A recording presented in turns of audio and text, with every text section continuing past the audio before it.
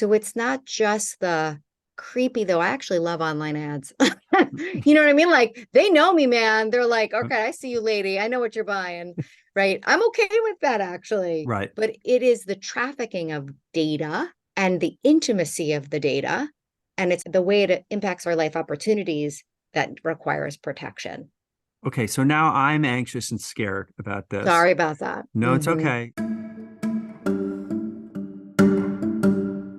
Hello, everyone. I'm Jim Ryan, president of the University of Virginia, and I'd like to welcome all of you to another episode of Inside UVA. This podcast is a chance for me to speak with some of the amazing people at the university and to learn more about what they do and who they are. My hope is that listeners will ultimately have a better understanding of how UVA works and a deeper appreciation of the remarkably talented and dedicated people who make UVA the institution it is.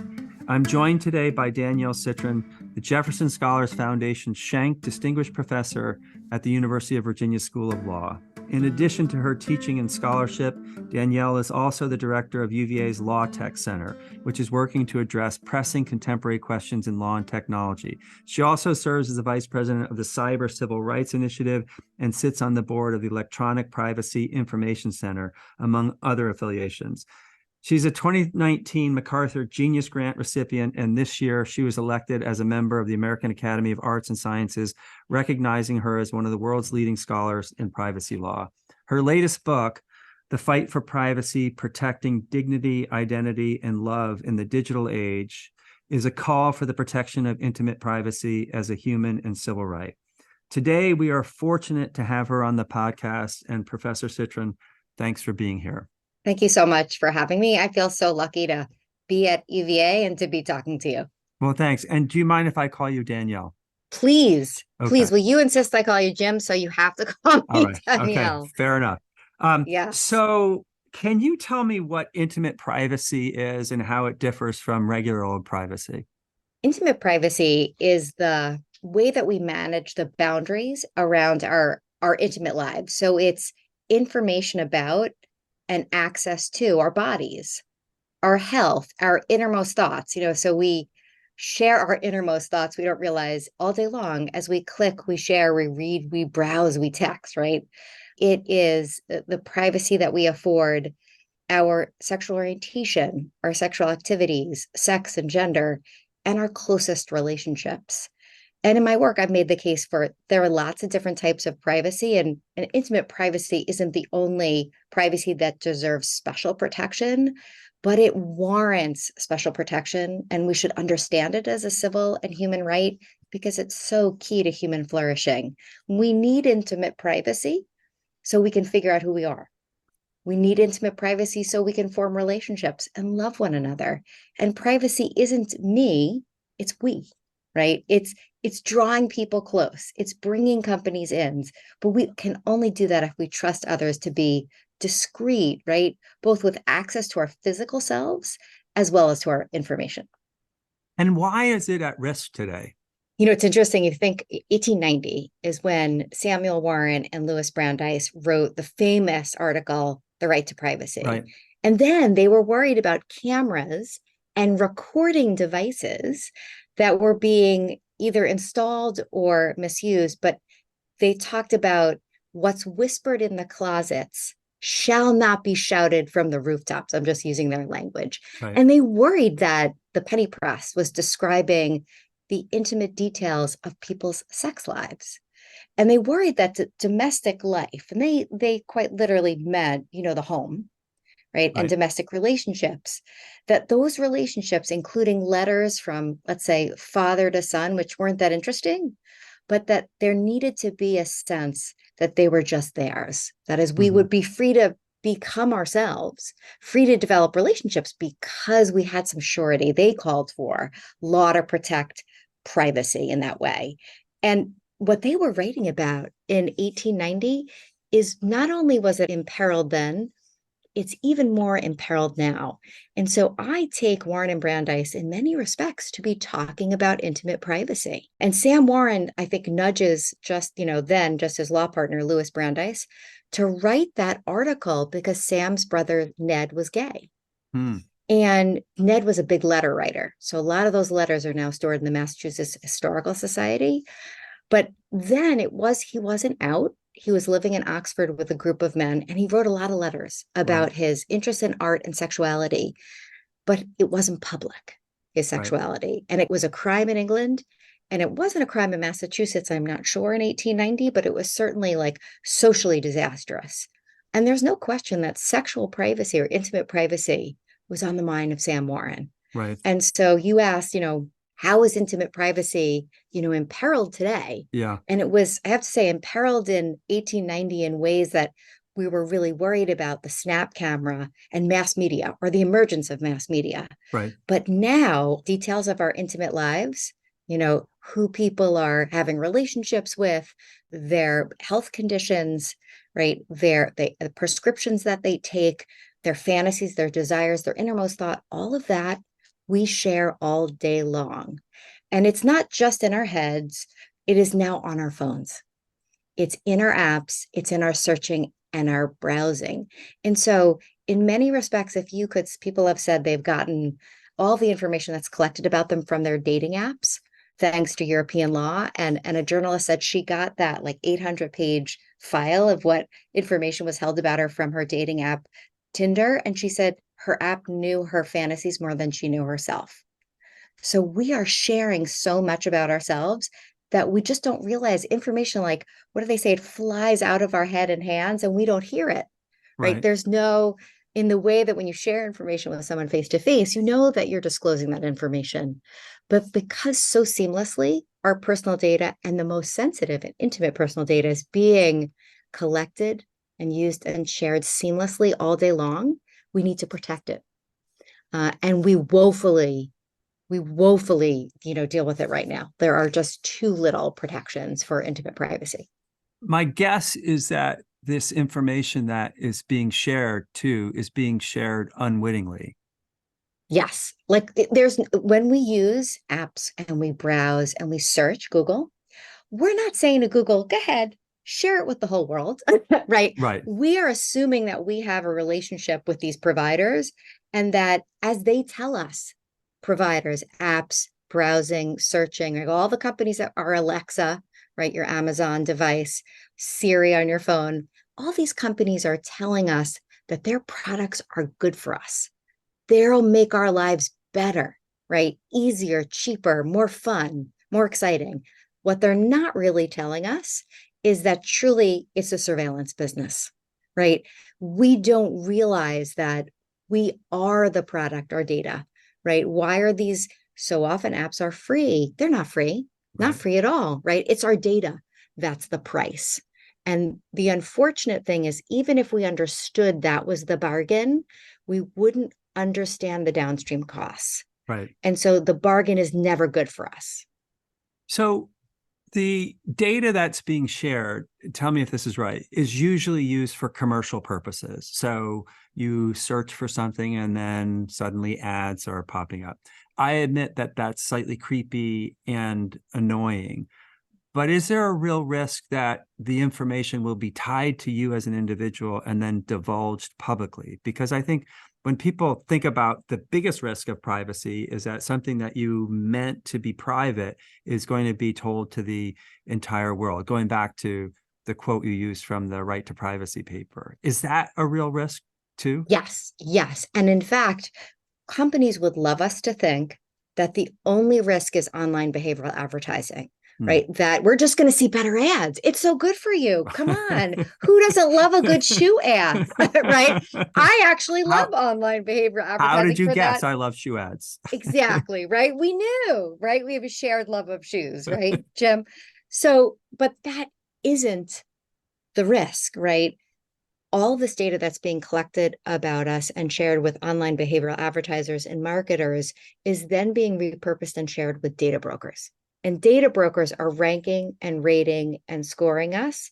And that information is being used to make decisions about the jobs that we get interviews for. Jobs we don't ever know we don't get interviews for is thanks to a data broker, right? It's the licenses, insurance premiums, like there are so many ways in which our data is being sold Hmm. by data brokers that's unprotected by, let's say, the Fair Credit Reporting Act, which only covers if you're understood as a credit reporting agency. Data brokers will say, we're not a credit reporting agency.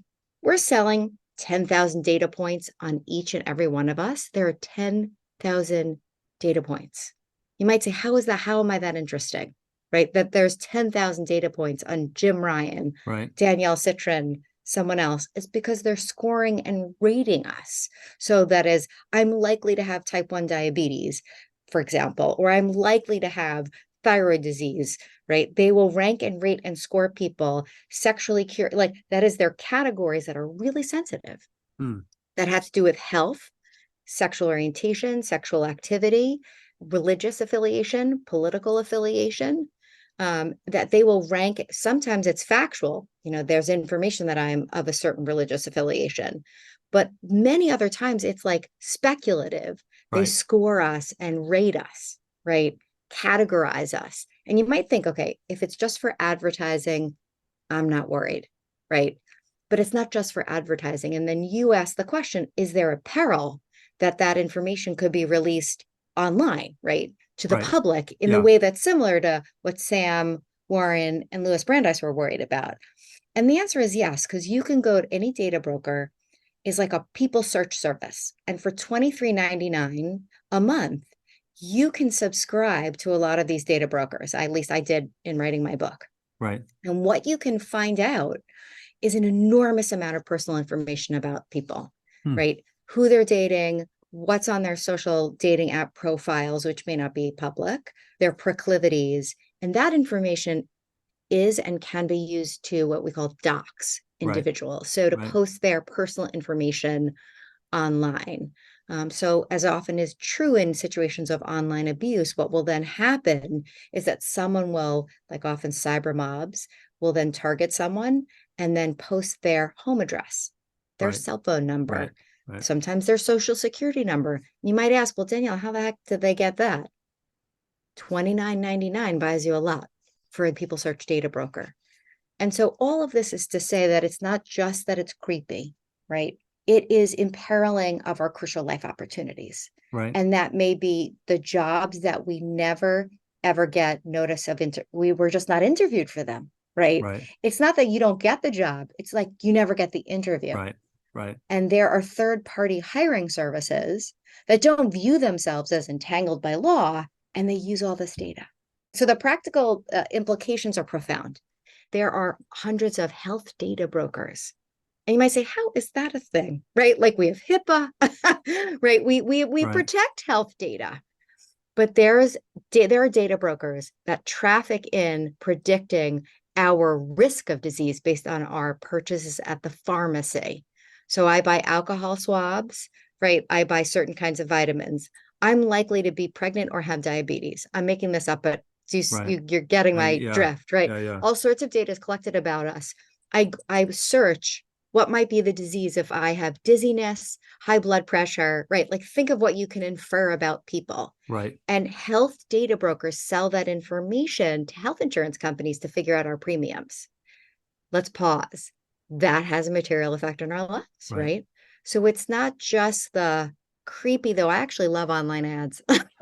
You know what I mean? Like they know me, man. They're like, okay, I see you, lady. I know what you're buying, right? I'm okay with that actually. Right. But it is the trafficking of data and the intimacy of the data, the way it impacts our life opportunities, that troubles me, that requires protection. Okay, so now I'm anxious and scared about this. Sorry about that. No, it's okay. So what can be done about it? So if we think of intimate privacy as a right owed each and every one of us, as a civil right, but that also requires structural protections against discrimination and inequality, because so often your intimate data, just given the way that gender norms and racial and gender stereotypes work, is that data about someone's sex life for a woman, and let's say for someone of a racial minority and female, it's going to count against them, right? So I think if we view intimate privacy as a civil right, something that isn't just protection against discrimination, though that's critical to it, but that it's a right owed everybody. And thinking about this, I rely on my dean, Risa Goluboff's work on the lost history of civil rights. Right. That is, we once thought of a civil right as something that we all enjoyed. But what that would do for us if we understood intimate privacy as a civil right, because you asked, like, how do we protect this then? Then when we think, this is in the modern vision of civil rights laws, right? That the entities that have power over our civil rights, they're understood as guardians of those rights, right? And they have guardianship duties. And so the argument of the book is that if we think of data collectors and data hosters, whether it's the hosting of data or it's the collection, use, and sharing of our intimate information, that they should consider themselves data guardians and have obligations, substantive obligations to protect it, duties of confidentiality, of loyalty, of anti-discrimination, and duties not to collect. Like, we often live in this universe where and it's true in the United States, the presumption is we can collect. Right. Like, we have a consumer protection model, which says, go ahead and collect. And unless you cause consumer harm or you lie to people, that's when you're going to get in trouble. And I think we have to flip the presumption. If we call something a civil right, what that means is you need a really good reason to Right. interfere with it, Yeah. right? Like Fred Schauer would say, our colleague at the law school. And that when we flip that presumption, that really good reason would mean you need a legitimate and compelling business reason or other reason to collect the data that doesn't have a significant risk to intimate privacy. So you can't leak, misuse, hack information you don't have. So I think we need the project of information privacy protection must include hard limits on collection. And, GD, we always think of Europe as having such strong privacy laws. You know what? They're pretty thin themselves. Their laws are all around what we call fair information practices, which is procedural protections, Right. which we were the forerunners of that, right? 1973. Our health, education, and welfare secretary laid out the fair information practice principles, which is like, people should know the data that's collected about them. They should be able to have a say in what's collected. They should be able to fix mistakes, right? So accountability mechanisms, transparency. So the General Data Protection Regulation in the EU is a FIPS statute. It's a strong version of the FIPS, like its procedural protections. Right. But it doesn't have the sorts of substantive protections that we need. Right. So I think we can do better than the Europeans. Yeah. And is there much support for this, or is it something relatively few people even know about? You know what's interesting? We came so close last summer. Really? So yes, in that House Energy and Commerce Committee, there was bipartisan support for the American Data Protection Privacy Act, which had substantive protections, limits on collection, only if it could be you legitimately need it for an important business purpose, right? There were a requirement, a duty of anti-discrimination that didn't require scienter. So like, it could be disparate impact kind of discrimination that would be protected against. Duties of loyalty. And what happens to the bill, it had the support of 52 members of the House Energy and Commerce Committee. But unfortunately, the two California Democrats didn't like, there's a trade-off with any very strong privacy protection, which was preemption of state law. And they stood up and say, nope, California still has to have its power to adopt strong laws. And their law is among the strongest state laws, but they're not as strong as ADPPA, right? Right. And so Pelosi refused to bring it to the floor.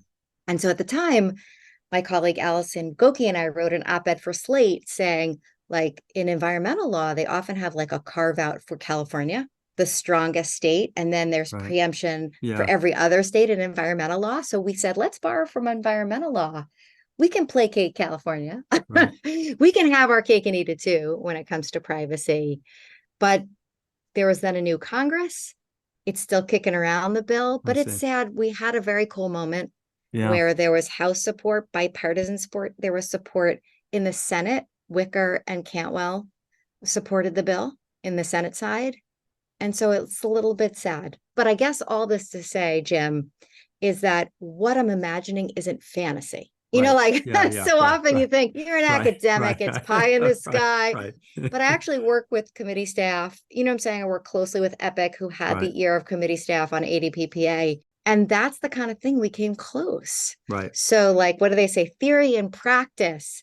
I'm actually not suggesting something that is insane. Right. We came close to it. So you'll have another chance, I would think. Absolutely. And Yeah. and the folks I work with at EPIC, the Electronic Privacy Information Center, they're working on it on the inside. So I have not given up on this project of a much more substantive commitment and commitments to intimate privacy. Yeah. So another topic that you're interested in is deep fakes, Mm-hmm. and what you call the liar's dividend. So talk a little bit about what constitutes a deep fake, how you got interested in it, and what the liar's dividend is. Deep fakery is a set of processes, generative adversarial network. So technology that enables us to synthesize video and audio either out of whole cloth, or it's less sophisticated, but morphing people's faces into existing video, right? And you asked, like, how'd you get interested in this? In 2018, in February, you know, I write about often the targeting of women and girls and minorities online. Mm-hmm. So there's a subreddit that pops up called Mr. Deepfakes. And what does he's like programmer by day, creating fake videos by night. And what are the videos that he creates? Is deep fake sex videos of celebrities. Hmm. And in particular, of female celebrities being morphed into porn.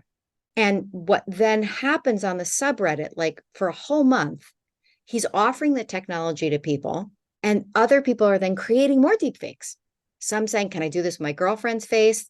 The answer is yes, you can. If you have a number of photos, you can totally synthesize, morph her face into porn, or then synthesize from whole cloth using all this technology.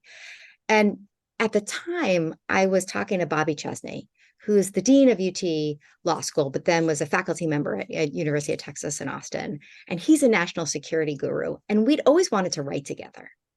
So Bobby writes to me and I write to him and I said, I think we have our project, Bobby, because deep fakery right now is a problem of intimate privacy, right? It is morphing women's faces into porn, stealing their identities, coercing sexual expression, and giving them an identity that they did not choose. Right. And people look at these deepfakes and think it's their bodies, right? Which it's not. That it's them in sexual activity. It's not. And as Bobby said, oh, this is going to be an election problem. Right. This is going to be a domestic, you know, when we think about diplomatic relations problem, right? This is a problem for democracy. Right. Like I always say women are the canaries in the coal mine. Like we're gesturing at larger problems. And so we wrote a piece about what we then called this 2018 the looming challenges of deepfakes. That is the well-timed deepfake before the night before the election, Right. showing candidate doing and saying something they never did or said, right? Which changes the election results because it depresses, let's say, turnout, right? Or the night before IPO, you know, the CEO doing and saying something about the product, which is not true, but very believable, tanking the stock. Right on the battlefield, right? Deep fakes showing certain things that are happening that didn't happen that change how soldiers behave, how lawmakers and state actors behave, right? So there are all these ways in which deep fakery can change the course of events, right? Dictated by somebody else in really destructive ways. Right. And so, of course, on the one hand, you think, all right, it's video and audio. You know, why make such a big deal of deep fakes? We've had lies forever. Right. That's the initial objection to Bobby and I was like, why are you making a big deal about this? It's just we've lies since the inception of our mankind. Right. But when video audio, when we see it, it hits us viscerally. Right. And it's very hard to shake, much as it's true in the human rights conversation. Like we know that photographs of human rights violations allow us to bear witness. Right. It's incredibly important visual medium. And the same is true for video and audio. If real, incredibly important for us to see, right, what our eyes and ears are having us believe. It almost sits with us. That is, it's very hard to shake an image. Right. And you hear voices, right? Like once you've seen something, you think, I've borne witness to that. I know that's true. Yeah. That there are two risks in that, right? With deep fakery. with really sophisticated deep fakes like synthetic audio and video that technologists like Hani Farid will say they're very hard even for technologists like Hani who focuses on fake photos to detect. Like they're so sophisticated, the GAN technology, that it's almost impossible for experts on the ground to say this is false. Like you would need contextual information. Like you need good gumshoe journalism to figure out if something is real or false, which takes time. So on the one hand, it makes us distrust, like deep fakery. If we all think everything is fake, then we might just say we can't believe anything. Like we already live in an era of where it's hard to tell the truth. Right? Like truth decay. Yeah. And that serves some folks, right? Like if it's all fake, you can't believe anything but what I tell you, right? But it also has another feature that Bobby and I coined as the liar's dividend, which is wrongdoers with real video and audio of them doing and saying something destructive, illegal, you name whatever it is, right? They'll just claim it's fake. Yeah. They're like, that's not me. That's a deep fake. Right. And the fascinating thing is like, so we write this paper, it comes out in 2019, and we talked about the liar's dividend. And we had really already seen it, though quite slight at the time, which was there were, you remember the Access Hollywood tape? Yes. At the time, you know, at first, like President Trump says he's sorry, he feels badly, like he shouldn't have said it. But about 6 months later, he's in office, he starts talking about the Access Hollywood tape and says it wasn't real. Right. And that's perfect, I think, illustration. And we've seen it elsewhere. That's not the only example where people, you know, point to real audio and video and say, can't believe your eyes and ears anymore. And that's the liar's, what we call the dividend, right? Right. That's the boon, the bonus for the person who wants to say, you can't believe anything, so don't believe what's real and damning for me. Yeah. And is there anything to be done to combat deep fakes? So this so interesting. There's some new studies about how, and I was very skeptical about this idea myself at first, but there's studies that show that labeling things as deep fakery can actually register in your brain as it's not real. Right. Now, I'm resistant. Like, you know, these are new studies that have come out of MIT that I've just gotten wind of. But can I ask you a quick question just to clarify? My guess is someone who produces a deep fake video is not going to label it. Of course, exactly. No, that's the most awesome common sense I have ever heard, Jim. No, it's true. Like you're creating the mischievous deep fake and you're not smacking a label on it, right? Yeah, right. No. Thank you so much. That's such important wisdom right there. Right. But you're saying that even if someone comes along and labels it, it still might not work. I think so, because of the way in which video and audio hit us, right? Because, you know, just as in our lives, Jim, like when you recount your own memories, your memories so often come from photographs. Absolutely. That is how we reconstruct our own lives is based on our photos and the videos we've seen. Right. So they never leave us. So, you know, I've been working on some legislative possibilities to address digital forgeries. I'm working on a bill that would eliminate the Section 230 immunity for platforms with Representative Auchincloss. It's coming close. That would really narrowly carve out entities that host deep fakery, intimate privacy violations, and cyber stalking. I think law needs to be reintroduced into the calculus because right now, like the internet, and I'm using air quotes, right, is often viewed as like the Wild West. Like it doesn't deserve laws, and we need to bring law into the picture. Right. And I do think we need to address in a narrow, careful way ways to address digital forgeries or deepfakes. Right. And that is, in a sense, putting some responsibility and accountability on the providers or the hosts of the content. Yep, exactly. Because right now they get to just, what do they say? Enjoy all the benefits and none of the cost, you know, the cost that they externalize, they don't have to internalize. Right.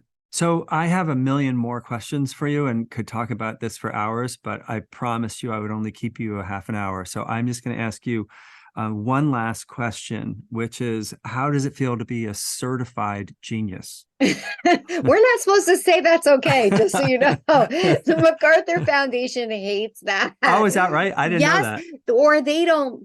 I mean, I would say that they like calling us MacArthur Fellows, Right. but it's an honor of a lifetime, and I to this day don't believe it. And when they called me, when John Palfrey, the president, called me, he's like in a room full of people, and you don't know it. Obviously, they fake you into getting you on the phone. They Oh, no say they kidding. have to ask you about a nominee, and then you're looking at it. What is this MacArthur thing? And I'm thinking of all my friends who might be proposed. And so I said, "Oh, hello. Oh my goodness, I have the president on the phone. That's crazy. Nice to talk to you. Who are we going to talk about?" And he said, "Actually, you." And I was like, "Listen, this is a deep fake because it's 2019, right?" I said, and I immediately think of my like three Was it, best wait, friends. what was it labeled as a deep fake? It wasn't labeled, but I said, "This is Neil and Dan." Like Neil, haha. And the whole room erupts in laughter. Huh. So then you know something's up. Like, Right. so I didn't believe it at first. And it's really cool. It gave me a lot of confidence. They always ask, like, what did it do for you? Besides, of course, they give you money that comes with no strings. But I think what it does is meaningfully give you confidence to keep Right. doing your work. Saying, Yeah. like, hey, you doing good, kiddo. Keep Yeah, going. right. Well, congratulations on that. And given the problems that you're tackling, it's good that we have a genius working on them on behalf of all of us. Danielle, I want to thank you so much for your time and for all the work that you're doing. Oh, it's It's a incredibly pleasure. interesting, slightly frightening, but also unbelievably important. Thank you. It's an honor to be on your broader faculty. I appreciate it.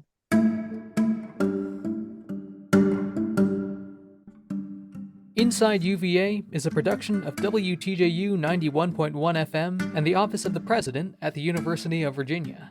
Inside UVA is produced by Jaden Evans, Ariane Ballou, Mary Gardner McGee, and Matt Weber. Special thanks to Maria Jones and McGregor McCants. Our music is Turning to You from Blue Dot Sessions. You can listen and subscribe to Inside UVA on Apple Podcasts, Spotify, or wherever you get your podcasts. We'll be back soon with another conversation about the life of the university.